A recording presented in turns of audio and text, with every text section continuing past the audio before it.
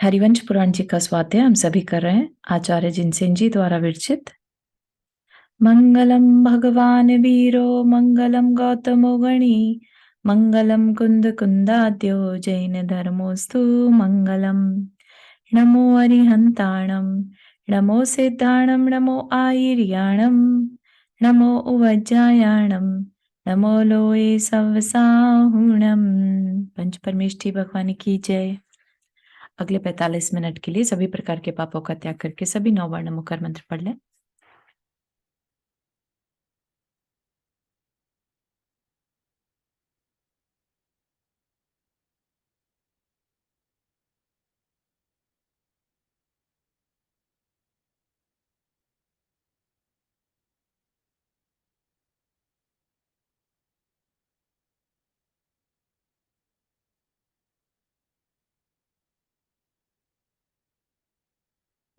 तो इसमें हमारा जो विषय चल रहा है वसुदेव का। वसुदेव जो कि कृष्ण जी के पिता थे, उनका अब जाके अपने भाइयों के साथ मिलन हुआ है ना। उससे पहले हमने क्या देखा था? सिर्फ वियोग देखा, भाइयों से वियोग हुआ, जगह जगह उनके विवाह हुए।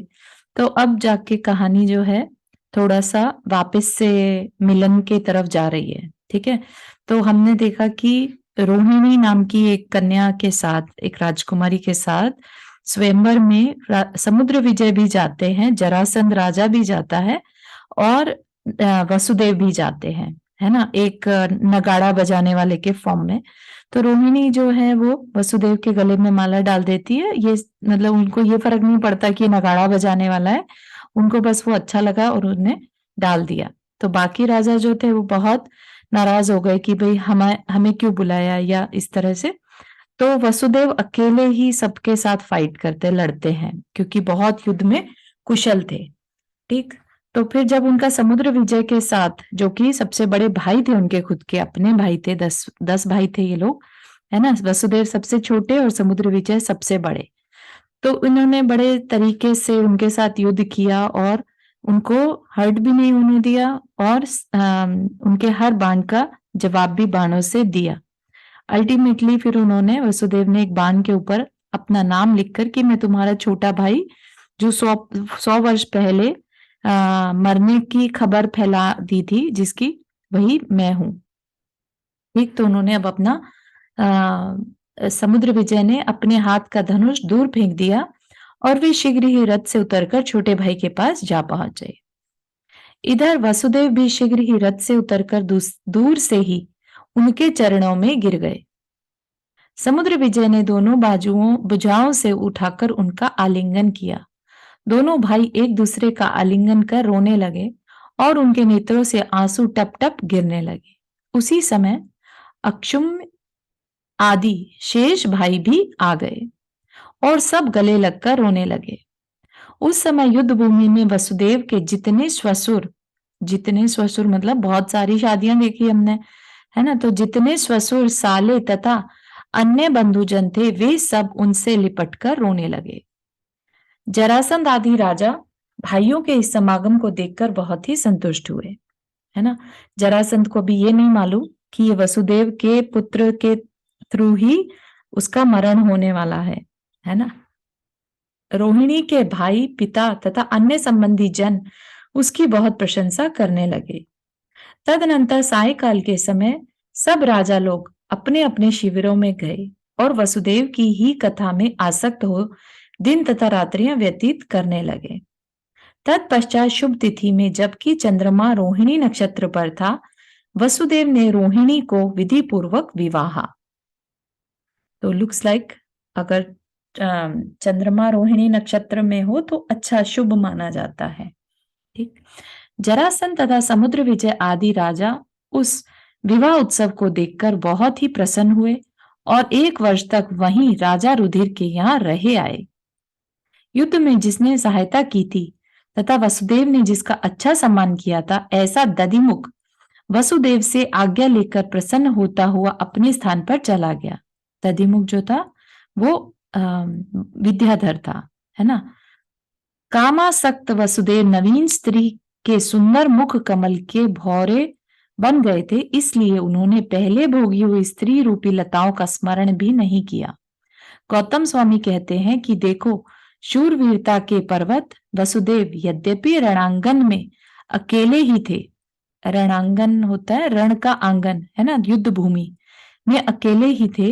केवल भुजाएं ही जिनकी सहायक थी और अद्भुत पराक्रम के धारक अतिशय लोभी पृथ्वी तल के समस्त राजाओं ने एक साथ मिलकर उन्हें पराजित करना चाहा था, तथापि वे उन्हें पराजित नहीं कर सके।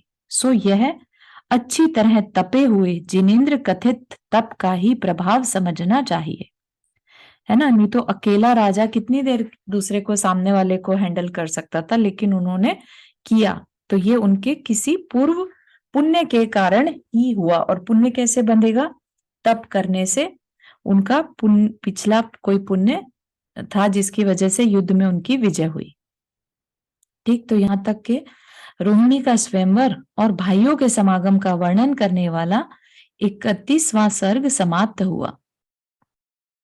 अतनंतर किसी समय वह रोहिणी अपने भर्ता, भर्ता मतलब स्वामी वसुदेव के साथ विचित्र शैया पर शयन कर रही थी कि उसने शुभ को सूचित करने वाले 4 स्वप्न देखे। पहले स्वप्न में उसने गंभीर गर्जन करता हुआ चंद्रमा के समान सफेद विशाल हाथी देखा। दूसरे स्वप्न में पर्वत के समान ऊंची एवं बड़ी बड़ी लहरों से युक्त अत्यधिक शब्द करने वाला समुद्र देखा। तीसरे स्वप्न में पूर्ण चंद्रमा को देखकर चंद्रमुखी रोहिणी का मनोरथ पूर्ण हो गया। और चौथे स्वप्न में उसने मुख में प्रवेश करता हुआ कुंद के समान सफेद सिंह देखा। प्रातःकाल के समय जागने पर जिसके नेत्र खिले हुए कमल के समान सुशोभित थे, ऐसी रोहिणी ने वे स्वप्न पति के लिए बतलाए और पति ने उनका यह फल बताया कि हे प्रिय, तुम्हारे शीघ्र ही ऐसा पुत्र होगा जो धीर वीर, अलंग्य, अलंग्य मतलब जिसको कोई जीत नहीं सकता, चंद्रमा के समान कांति वाला, अद्वितीय वीर, पृथ्वी का स्वामी और जनता का प्यारा होगा। इस प्रकार पति के द्वारा बताए हुए सपनों का शुभ फल सुनकर सुंदरी रोहिणी हर्षित हो उठी तथा चंद्रमा की शोभा धारण करने लगी। उसी समय महासामानिक देव महाशुक्र स्वर्ग से च्युत होकर रोहिणी के गर्भ में उस तरह स्थित हो गया जिस तरह की पृथ्वी के गर्भ में उत्तम मणि स्थित होता है।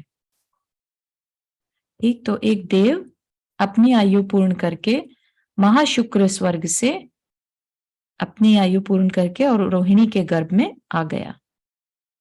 तदनंतर जिसके समस्त दोहला पूर्ण किए गए थे, दोहला रहता है प्रेगनेंसी में जो अचानक से इच्छा हो जाती है ना, वो वाले, तो वो दोहला पूर्ण किए गए थे। ऐसी रोहिणी ने सुख से 9 माह पूर्ण होने पर शुभ नक्षत्रों में चंद्रमा के समान सुंदर पुत्र उत्पन्न किया। जो जरासंध आदि राजा 1 वर्ष से राजा रुधिर के यहाँ रह रहे थे, उस पुत्र का जन्मोत्सव देखकर प्रसन्न होते हुए अपने अपने स्थान पर गए। जाते समय राजा रुधिर ने उन सबका खूब सत्कार किया। वह बालक अत्यंत सुंदर था, इसलिए पृथ्वी तल पर अपना राम, है ना, तो बेसिकली बलराम, है ना, वो उनके पुत्र थे, बलराम नाम प्रसिद्ध कर माता पिता और बंधुजनों की प्रीति को बढ़ाता हुआ दिन प्रतिदिन बढ़ने लगा। तदनंतर एक समय कुमार वसुदेव के हित में उद्धत समुद्र विजय आदि सभी भाई राजा रुधिर के घर श्री मंडप में बैठे थे कि एक दिव्य विद्याधरी आकाश से उतरकर वहां आई और सबको अभिनंदन कर सुखदायक आसन पर बैठ गई। कुछ समय बाद उसने वसुदेव को लक्ष्य कर कहा कि हे देव, आपकी पत्नी वेगवती, है ना, याद होगा ना, वेगवती बहुत सारे विवाह किए थे वैसे तो अभी क्या प्रकरण चलने वाला है एक तरह से कि वसुदेव अपनी सारी पत्नियों को घर वापस लाने वाले हैं। आपकी पत्नी वेगवती तथा हमारी पुत्री बालचंद्रा आपके चरणों में गिरकर आपका प्रिय दर्शन करना चाहती है। कुमारी बालचंद्रा के प्राण एक आप में ही अटक रहे हैं, इसलिए शीघ्र जाकर उसे विवाह हो और उसका चित्त संतुष्ट करो। विद्याधरी के वचन सुनकर कुमार वसुदेव ने अपनी दृष्टि बड़े भाई समुद्र विजय पर डाली और अभिप्राय को जानने वाले बड़े भाई ने भी जल्दी जाओ कहकर उन्हें छोड़ दिया। विद्याधरी के साथ जाने की अनुमति दे दी। तदनंतर विद्याधरी वसुदेव को लेकर गगन वल्लभपुर गई। गगनवल्लभपुर एक विजयार्थ पर्वत का नगर, और समुद्र विजय आदि राजा शौर्यपुर चले गए। वसुदेव ने गगनवल्लभ नगर में अपनी प्रिया वेगवती से मिलकर पूर्णचंद्र के समान मुख वाली बालचंद्रा को विवाह। तो वेगवती से तो ऑलरेडी शादी हो रखी थी, अब बालचंद्रा नाम की दूसरी राजकुमारी के साथ विवाह किया, और विवाह के बाद वे नई वधु बालचंद्रा तथा हृदय को अत्यंत प्रिय लगने वाली वेगवती के साथ क्रीड़ा करते हुए कुछ दिन तक वहीं सुख से रह आए। कुछ दिन बाद कुमार वसुदेव ने उन दोनों स्त्रियों के साथ शीघ्र ही शौर्यपुर लौटने की इच्छा प्रकट की, जिससे एणी पुत्र की पूर्व भव की मां वनवती देवी है ना, जो याद हो आपको, जो तापसी बन गई थी, है ना, और फिर मरण करके वो यंत्री देवी बन गई थी, और आकर उसने वसुदेव की काफी हेल्प भी की थी, है ना। तो वो एणी पुत्र की पूर्व भव की मां वनवती देवी ने रत्नों से देदीप्यमान एक विमान रचकर उन्हें दे दिया। यह देख बालचंद्रा के पिता कांचन दृष्ट तथा वेगवती के बड़े भाई मानस वेग ने समस्त परिवार के साथ बालचंद्रा और वेगवती को कुमार के लिए सौंप दिया। कुमार दोनों स्त्रियों को साथ ले इच्छानुसार चलने वाले विमान के द्वारा अरिंजयपुर नगर गए और वहां जाकर विद्युत वेग से मिले। वहां से प्रिया मदन वेगा और अनावृष्णि नामक उसके पुत्र को लेकर वे शीघ्र ही उसी विमान में आकाश में उड़ गए। तदनंतर शीघ्र ही लक्ष्मी से समृद्ध गंध समृद्ध नामक नगर में जाकर वे गांधार राजा की पुत्री प्रभावती से मिले। तत्पश्चात परिवार सहित उसे विमान में बिठाकर महान हर्ष को प्राप्त होते हुए वे असित पर्वत नामक नगर में पहुंचे।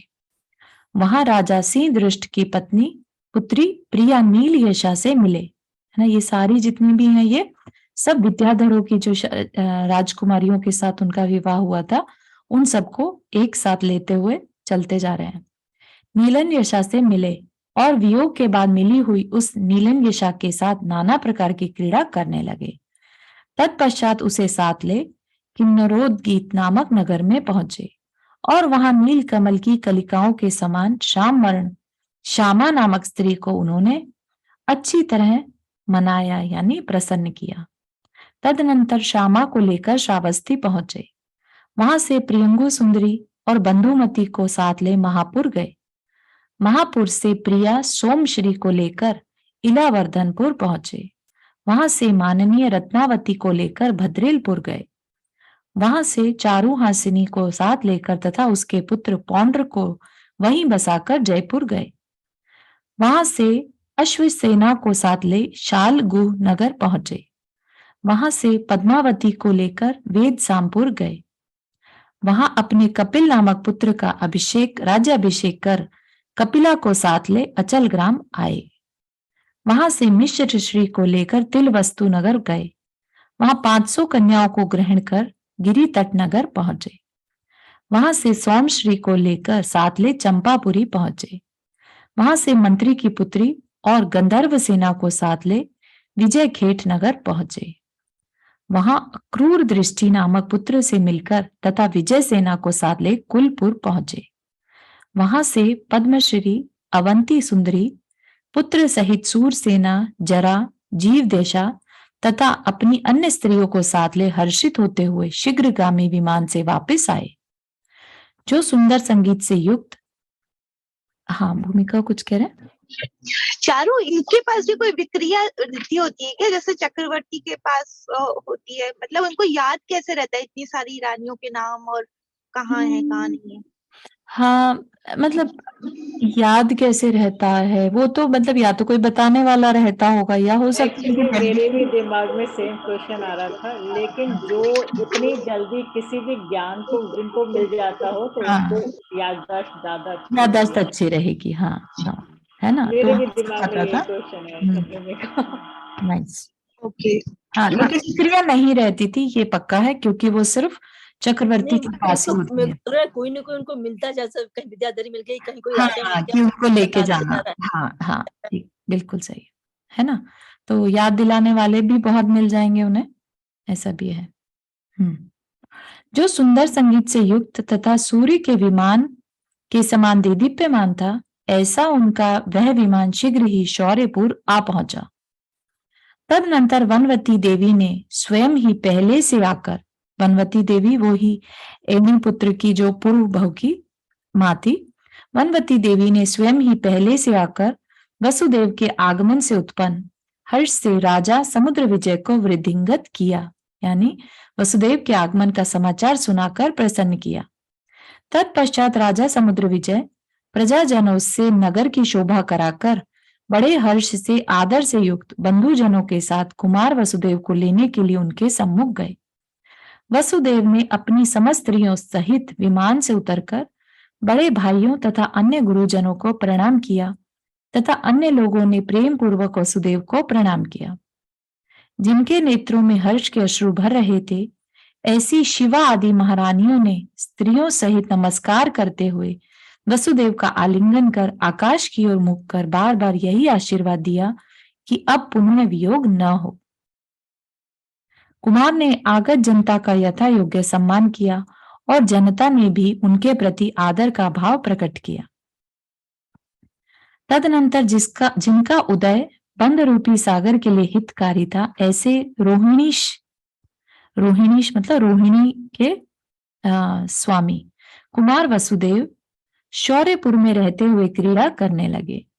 सदा हित करने में उद्यत रहने वाली वनवती देवी समुद्र विजय और वसुदेव को देखकर बहुत प्रसन्न हुई और अंत में उनसे पूछकर अपने स्थान को चली गई।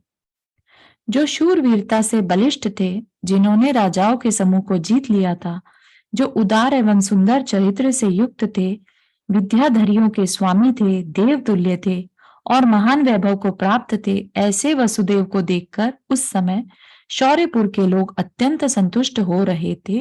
वो यही कहते थे कि यह पूर्व उपार्जित जैन धर्म की ही महिमा है। ठीक है, तो यहाँ पर उनके समस्त भाइयों और स्त्रियों के समागम को वर्णन करने वाला 32वां सर्ग समाप्त हुआ। तो ये जो वसुदेव का वैभव है, ये सब उनको कैसे प्राप्त हुआ? ये सब उनको मुनि अवस्था में बहुत दुर्धर तप करने के कारण और मुनियों की सेवा करना, वैयावृत्ति जो उन्होंने की थी, रिद्धियां प्राप्त होने के बाद उन रिद्धियों से उन्होंने अन्य मुनियों की सेवा की थी, तो उसके कारण उन्हें इतना ज्यादा सुंदर रूप और वैभव ये सब प्राप्त हुआ, है ना। और प्राप्त भी इसलिए हुआ क्योंकि उन्होंने निदान कर लिया था। अदरवाइज तो उनको उसी भाव से केवल ज्ञान हो जाता और वो मोक्ष जा सकते थे, लेकिन उन्होंने अपना संसार बढ़ा लिया निदान करके। अब नेक्स्ट चैप्टर है, अब यहाँ पर अब आगे बढ़ेंगे, यहाँ पर कंस की एंट्री दिखाएंगे। अतनंतर राजा वसुदेव श्रेष्ठ राजपुत्रों द्वारा प्रार्थित होने पर उन्हें शस्त्र विद्या का उपदेश देते हुए सूर्यपुर में रहने लगे, है ना। क्योंकि राजा जो वसुदेव थे वो बहुत ज्यादा शस्त्र विद्या में निपुण थे। अपन ने देखा भी है किस तरह से निपुणता के साथ उन्होंने युद्ध में अपने बड़े भाई के साथ युद्ध किया। किसी दिन कुमार वसुदेव धनुर्विद्या में प्रवीण अपने कंस आदि शिष्यों के साथ राजा जरासंध को देखने की इच्छा से राजगृह नगर गए।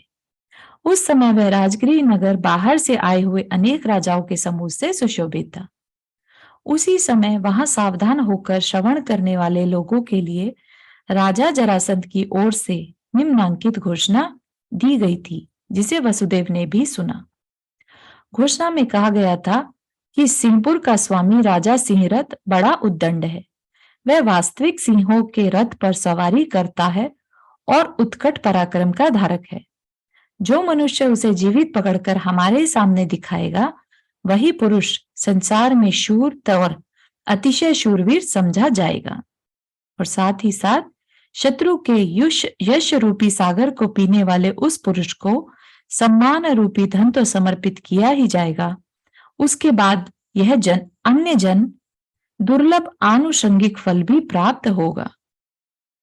मतलब कि आनुषंगिक होता है उसके साथ साथ मिलने वाला फल भी प्राप्त होगा। गुणों के कारण जिसका यश दिशाओं के अंत में विश्राम कर रहा है तथा जो अद्वितीय सुंदरी है, ऐसी अपनी जीव देशा नाम की पुत्री भी मैं उसे इच्छित देश के साथ दूंगा, देश, पुत्री और धन सब कुछ दूंगा। किस लिए? कि सिंहपुर का जो स्वामी है सिंहरथ, उसको जीतना है। ठीक। उस हृदयहारी घोषणा को सुनकर वीर रस में पगे हुए धीर वीर वसुदेव ने कंस से पताका ग्रहण करवाई, यानी वसुदेव ने प्रेरित कर कंस से सिंहरथ को पकड़ने की प्रतिज्ञा स्वरूप पताका उठवाई, मतलब कि सिंहरथ को कंस पकड़ेगा। तदनंतर वसुदेव कंस को साथ ले विद्या निर्मित सिंहों के रथ पर सवार हो सिंहपुर गए। विद्या निर्मित सिंहों के रथ पर, विद्या से निर्मित हुए वे, क्योंकि वसुदेव को के पास अब काफी सारी विद्याएं हो चुकी थी, है ना, विद्याधरियों के साथ विवाह होने से और उनके पिताओं के द्वारा गिफ्ट एज अ गिफ्ट देने से, है ना। तो विद्या निर्मित सिंहों के रथ पर सवार हो सिंहपुर गए। जब सिंहरथ सिंहों के रथ पर बैठकर युद्ध के लिए वसुदेव के सामने आया, तब उन्होंने बाणों के द्वारा उनके सिंहों की रस काट डाली, जिससे उनके सिंह भाग गए। तो वसुदेव तो उनके सारथी बन गए और कंस को बैठा दिया युद्ध करने के लिए, है ना। और सबसे पहले उन्होंने सिंह, जो सामने सिंहरथ राजा था, जो कि रियल सिंह के द्वारा जो चलता हुआ रथ खींचा जाता था, उस पे बैठकर आया था, तो उन्होंने सिंहों की रस्सी काट दी, जिससे उसके शेर भाग गए। उसी समय कंस ने गुरु की आज्ञा से, कंस का गुरु कौन? वसुदेव, गुरु की आज्ञा से उछलकर शत्रु को बांध लिया। कंस की चतुराई देख वसुदेव ने उससे कहा कि वर मांग। कंस ने उत्तर दिया, हे आर्य, अभी वर आपके ही घर रहने दीजिए। वसुदेव ने शत्रु को ले जाकर जरासंध को दिखा दिया। शत्रु को सामने देख जरासंध संतुष्ट हुआ और वसुदेव से बोला कि तुम पुत्री जीवदेशा के साथ विवाह करो। उसके उत्तर में वसुदेव ने कह दिया कि शत्रु को कंस ने पकड़ा है, मैंने नहीं। राजा जरासंध ने जब कंस से उसकी जाति पूछी, तब उसने कहा, हे राजन, मेरी माता मंजोदरी कौशाम्बी में रहती है और मदिरा बनाने का काम करती है। तदनंतर कंस के वचन सुनकर राजा इस प्रकार विचार करने लगा कि इसकी आकृति कहती है कि यह मदिरा बनाने वाले का पुत्र नहीं है ना। तो जो राजा का पुत्र है, राजपुत्र है, उसका कहीं ना कहीं पुण्य या शरीर के अवयव, शरीर के अंग इस तरह की बताते हैं, है ना। जो पुण्यवान रहते हैं उनके शरीर अलग ही होते हैं। ठीक। तो इसी तरह से देखकर जो निमित्त ज्ञानी रहते हैं या थोड़ा बहुत भी ज्ञान रखते हैं, वो आइडिया लगा सकते हैं कि आकृति से राजपुत्र लग रहा है, मदिरा बनाने वाले का पुत्र नहीं है। तत्पश्चात राजा जरासंध ने अपने आदमी भेजकर शीघ्र ही कौशाम्बी से मंजोदरी को बुलाया और मंजोदरी मंजूषा और नाम की मुद्रा लेकर वहां आ पहुंची। मंजूषा होती है टोकरी। पूछूं क्या? एक मिनट, ये कंस कौन सा? ये अभी जो अपन जो कृष्ण, वो कंस है? हाँ जी, हाँ जी, हाँ जी, वही है। और ये राम बलराम भी वही है? राम बलराम मतलब वही है, अभी कृष्ण पैदा नहीं हुए। अच्छा अच्छा। चारू जी, थोड़ा सा मिस हो गया मेरा, थोड़ा सा। हाँ, एक्चुअली मैं बीच बीच में कब समझ नहीं पाई। हाँ, नो प्रॉब्लम। तो हमने क्या देखा अभी, वसुदेव का भाई के साथ मिलन हो गया, ठीक है। फिर वो वहां से उनके पास जब वो रोहिणी के साथ रह रहे थे, तो वहां एक विद्याधरी आती है ना, और उनको याद दिलाती है वेगवती राजकुमारी जिनके साथ उनका विवाह हुआ था, और एक और बालचंद्रा नाम की राजकुमारी जो कि उनका वेट कर रही है। तो वो वहां जाते हैं विद्याधरी के पास, उससे विवाह कर लेते हैं बालचंद्रा से, और दोनों को साथ लेकर आगे बढ़ते हैं।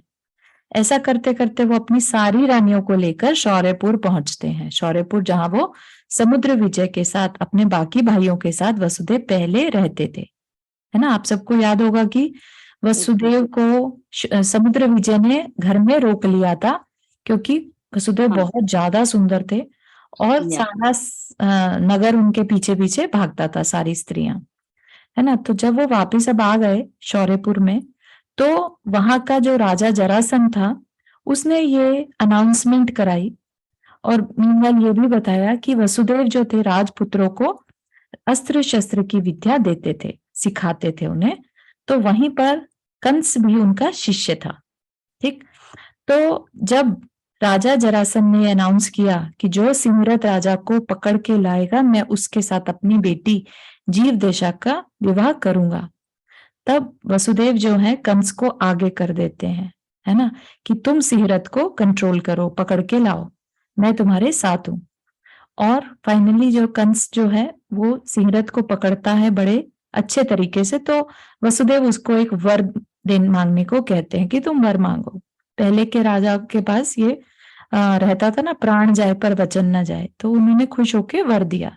तो कंस ने भी वर नहीं लिया, ठीक। और राजा जरासंध को बोला कि इसने सिंहरथ को पकड़ा है, इसलिए आपकी पुत्री का विवाह इसके साथ होना चाहिए। तो अब कंस की क्या पहचान है, कंस कौन है, तो उस पे चर्चा चल रही है। तो कंस ने बोला कि मेरा पालन पोषण तो एक मदिरा बनाने वाली मंजोदरी ने किया है। कंस को नहीं पता था वो कौन है बेसिकली। तो मंजोदरी एक बास्केट और एक नाम वाली मुद्रिका, मुद्रिका मतलब रिंग, लेकर वहां आ पहुंची। राजा ने उससे पूर्वा पर कारण पूछा, मतलब उसने, भाई क्यों लाई तुम ऐसे बास्केट और ये।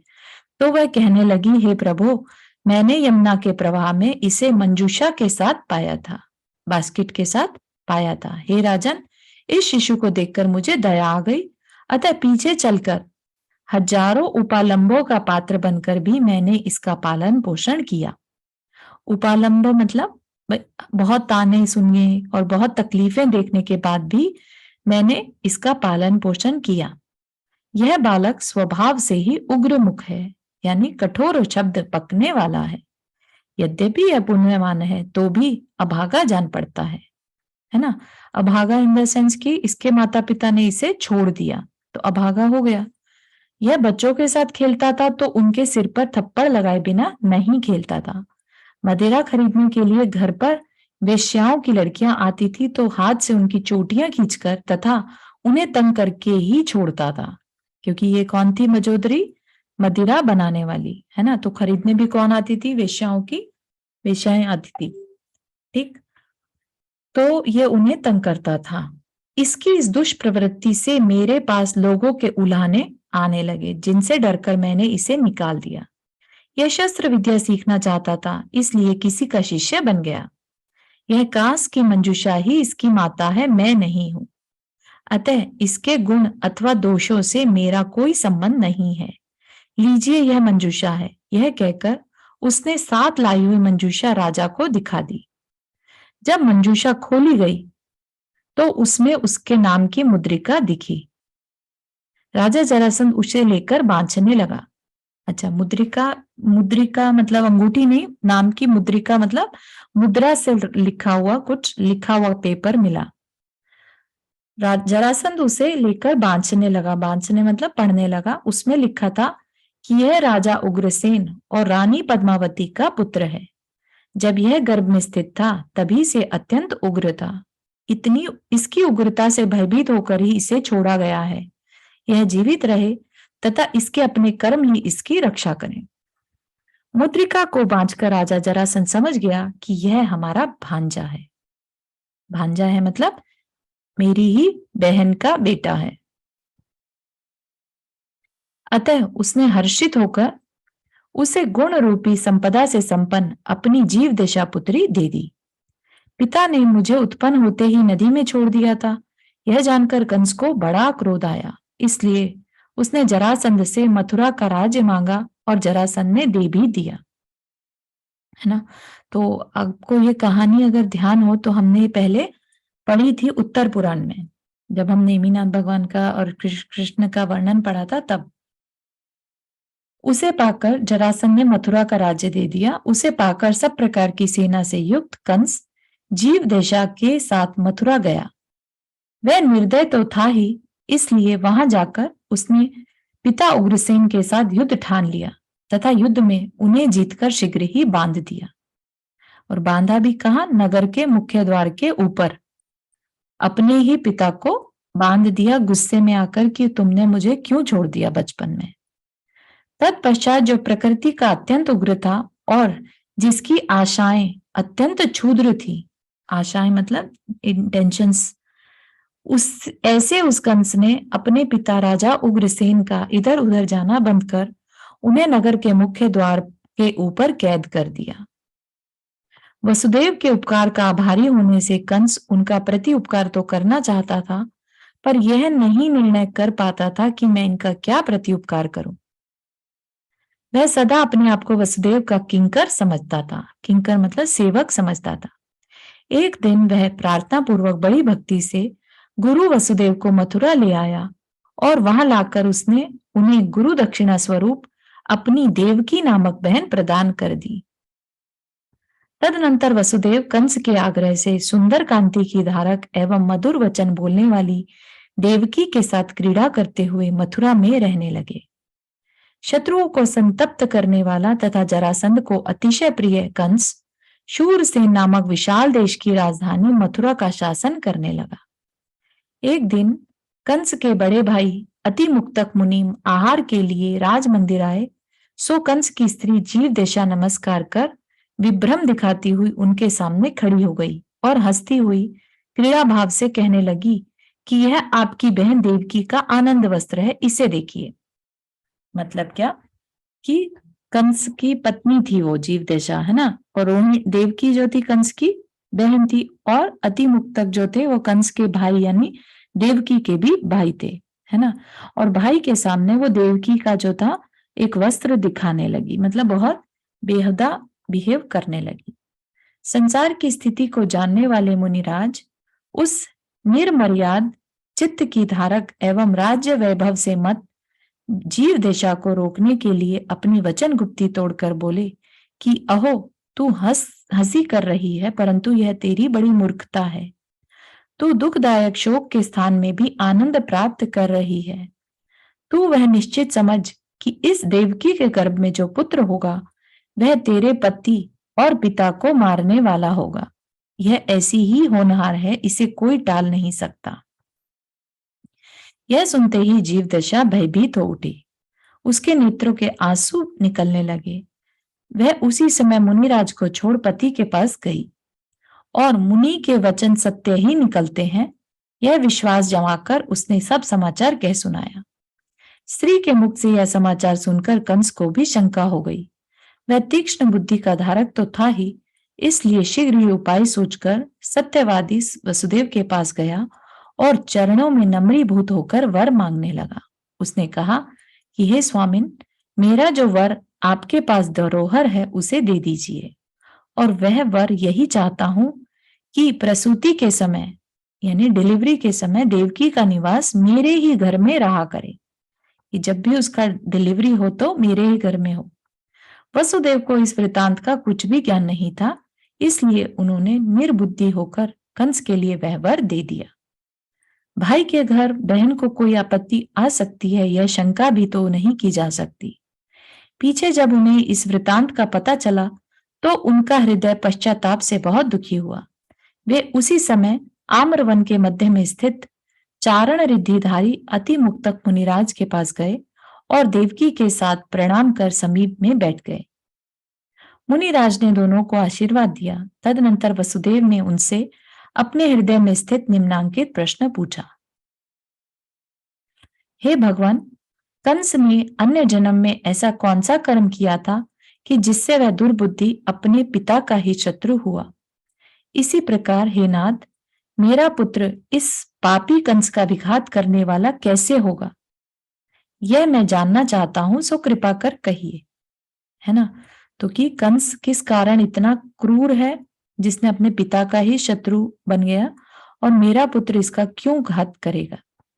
अति मुक्तक मुनिराज देदीप्यमान अवधि ज्ञान रूपी नेत्र के धारक थे, और अवधि ज्ञान रूपी दिव्य नेत्र के धारक पुरुषों की वाणी चूंकि संशय को नष्ट करने वाली होती है, इसलिए कुमार वसुदेव के पूछने पर मुनिराज कहने लगे, हे देवों के प्रिय राजन, सुन, तेरा प्रश्न सब लोगों के लिए प्रिय है, इसलिए मैं तेरे प्रश्न के अनुसार तेरी जिज्ञासित वस्तु को कहता हूं। इसी मथुरा नगरी में जब राजा उग्रसेन, है ना, उग्रसेन जब जो जिसे क्रूर कंस ने बांध कर और नगर के ऊपर अब डाल दिया है, बेसिकली उग्रसेन जो कंस का पिता, इसी मथुरा नगरी में जब राजा उग्रसेन राज्य करता था, तब पहले पंचाग्नि तप तपने वाला एक वशिष्ठ नामक तापस रहता था। वह अज्ञानी यमुना नदी के किनारे तप तपता था, एक पांव से खड़ा रहता था, ऊपर की ओर भुजाएं उठाए रहता था और बड़ी बड़ी जटाओं को धारण करता था। वहां पर लोगों की पनिहारिनें पानी लेने के लिए आती थी। पनिहारिन होता है पानी भर के ले जाने वाली लेडीज को पनिहारिन। एक दिन जिमदास सेठ की प्रियंगुलती का नाम की पनिहारिन भी वहां आई। हित की बुद्धि रखने वाली अन्य पनिहारिनों ने प्रियंगुलती का से कहा कि हे प्रियंगुलती के, तू शीघ्र ही इस साधु को नमस्कार कर। उत्तर में प्रियंगुलतिका ने कहा कि इसके ऊपर मेरी भक्ति बिल्कुल नहीं है, मैं क्या करूं। तदनंतर अन्य पनिहारिनों ने प्रियंगुलतिका को जबरदस्ती उस साधु के चरणों में नमा दिया। प्रियंगुलतिका ने रुष्ट होकर कहा कि अहो, तुम लोगों ने मुझे धीवर के चरणों में गिरा दिया। धीवर होता है मछली पकड़ने वाला। प्रियंगुलतिका के उक्त वचन सुनते ही मूर्ख साधु कुपित हो उठा।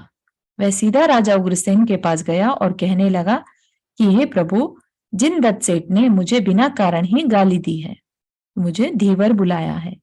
राजा ने जिनदत्त सेठ को बुलाकर पूछा तो उसने कहा, हे नाथ, मैंने तो उसे देखा भी नहीं, फिर गाली तो दूर की रही। इसके उत्तर में साधु ने कहा कि इसकी दासी ने गाली दी है। राजा ने दासी को बुलाकर क्रोध दिखाते हुए पूछा कि अरे पापिन, तू इस साधु को नमस्कार क्यों नहीं करती, उल्टी निंदा करती है। दासी ने कहा, प्रभु, यह साधु नहीं है, यह तो मूर्ख धीवर है। इसकी जटाओं में कहीं भी शुद्धता नहीं दिखाई देती। साधु की जटाएं शोधी गई तो उनमें बहुत सी छोटी छोटी मछलियां निकल पड़ी। इससे साधु बहुत लज्जित हुआ और यह असत्यवादी है, यह कहकर लोगों ने उसकी बहुत हंसी उड़ाई। जब राजा ने उसकी परीक्षा ली तो वह क्रोध कर अपना अज्ञान प्रकट करता हुआ मथुरा से बाहर चला गया और बनारस जाकर वहां रहने का उसने निश्चय कर लिया। अब वह बनारस के बाहर जाकर गंगा के किनारे तप करने लगा। किसी एक दिन वहां अपने 500 शिष्यों के साथ वीरभद्र मुनिराज आए। उनके संग के एक नव दीक्षित मुनि ने वशिष्ठ को तपस्या देख, आहा, यह घोर तपस्वी वशिष्ठ है, इस प्रकार उनकी प्रशंसा की। अरे अज्ञानी का तप कैसे, यह कहते हुए आचार्य ने उस नव दीक्षित मुनि को प्रशंसा करने से रोका। वशिष्ठ ने पूछा कि मैं अज्ञानी कैसे हूं। इसके उत्तर में आचार्य ने कहा कि तुम 6 काय के जीवों को पीड़ा पहुंचाते हो, इसलिए अज्ञानी हो। 6 काय के जीव मतलब जो 5 स्थावर और 1 त्रस, उस अपेक्षा से 6 काय के जीव यानी सभी जीवों को पीड़ा पहुंचाते हो, इसलिए अज्ञानी हो। पंच अग्नि तप में अग्नि का संसर्ग अवश्य रहता है और उस अग्नि के द्वारा पंचेंद्रिय, विकलेंद्रिय तथा एक इंद्रिय तथा प्रजा, और लग रहा है एक पेज मिसिंग हो गया, 410, 408, 410, हाँ, यहाँ रेखांटी नहीं है, तो यहाँ पर एक पेज मिसिंग है एक्चुअली। तो उसने अज्ञानी कैसे बताया कि पंच अग्नि करते हो, है ना, क्योंकि तापस क्या करते हैं, पंच अग्नि जलाकर तपस्या करते हैं। तो पंच अग्नि में तो बहुत सारे अपने आप में ही एकेंद्रिय जीव है, अग्नि का एक है। दूसरा, उसमें जो जीव गिरते हैं, विकलेंद्रिय कीट पतंगे वगैरह गिरते हैं, फिर कोई पंचेंद्रिय जीव भी उसमें हो सकता है। तो उस अपेक्षा से उनको अज्ञानी बताया, है ना।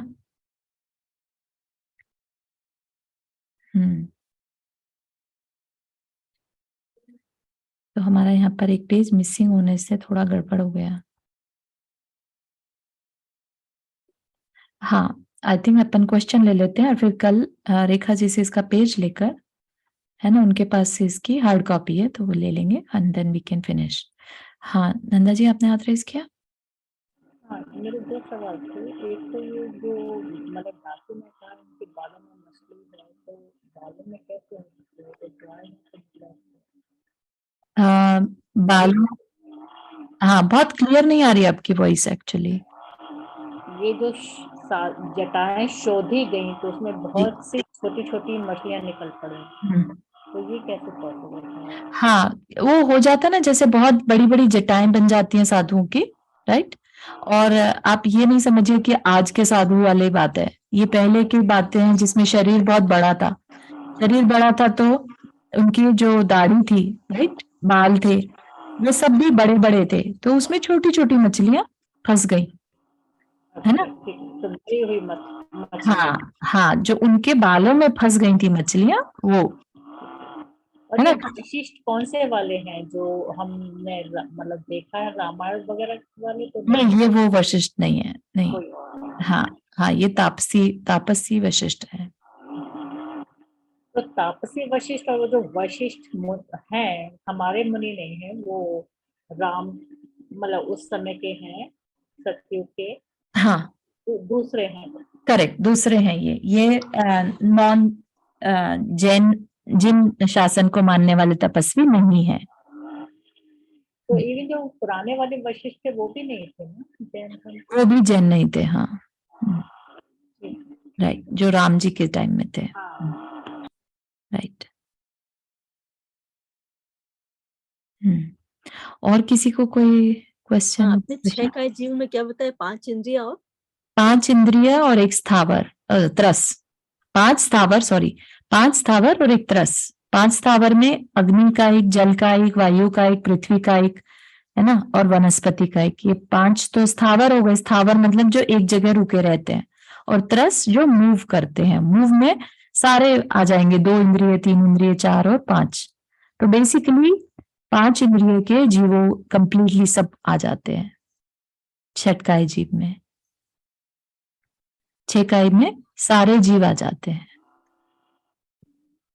मतलब 5, एक तो जगह, एक जो रुकते स्थावर, और एक एक त्रस होता है जो मूव हो सके। मूव कौन हो सकता है? 2 इंद्रियों से लेके 5 इंद्रिय तक। 5 इंद्रिय तक हो जाएंगे। हाँ, तो सारे ही आ गए ना, सारी इंद्रियों वाले। सभी आ गए।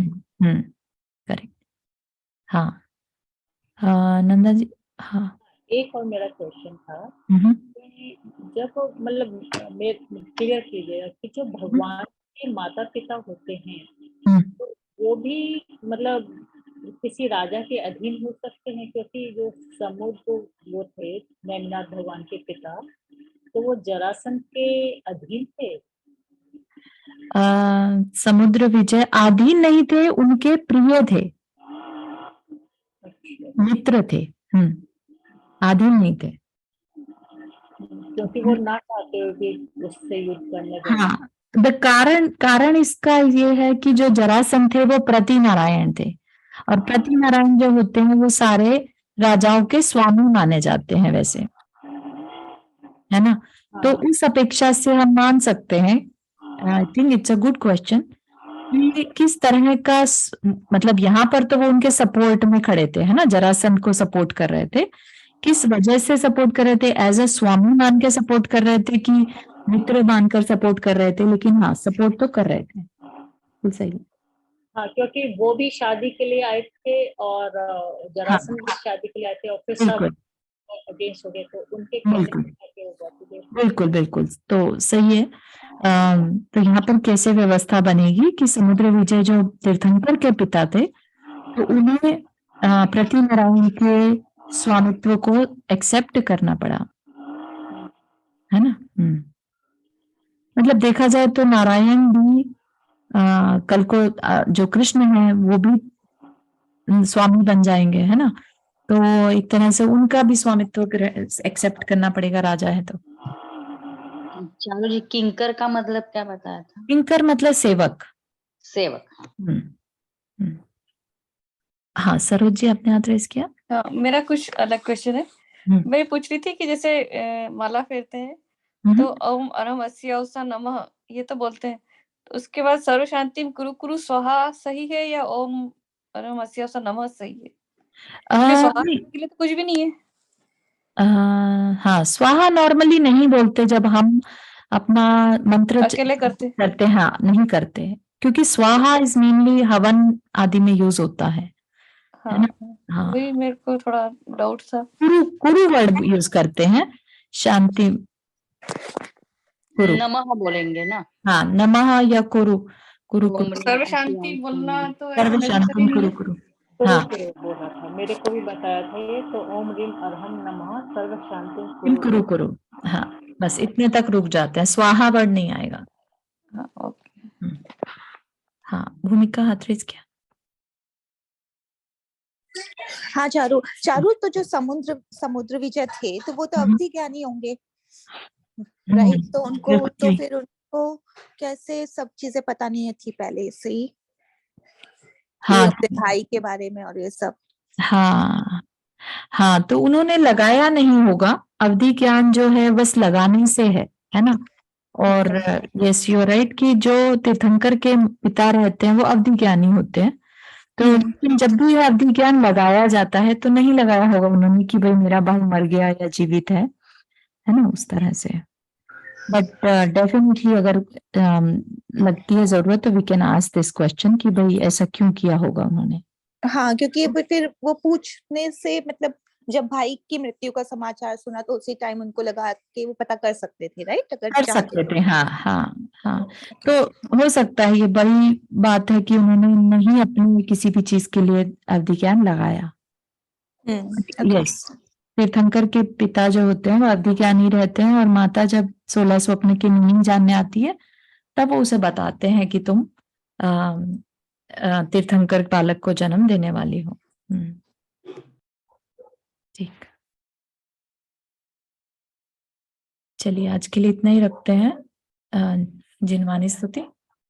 जा वाणी के ज्ञान से सूझे लोकालोक, सो वाणी मस्तक धरो सदा दे तो दो। हे जिनवाणी भारती तो ही जपो दिन रैन, जो तेरा शरणा गए सो पावे सुख चैन। नौबाणम करना।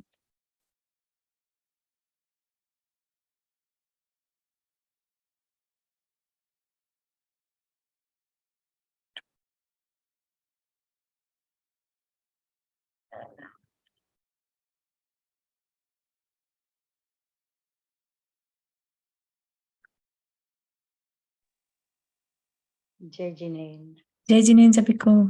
जय जिनेन्द्र। जय जिनेन्द्र। जय जिनेन्द्र चारू जी और सभी को। जय जिनेन्द्र। जय जिनेन्द्र सभी को।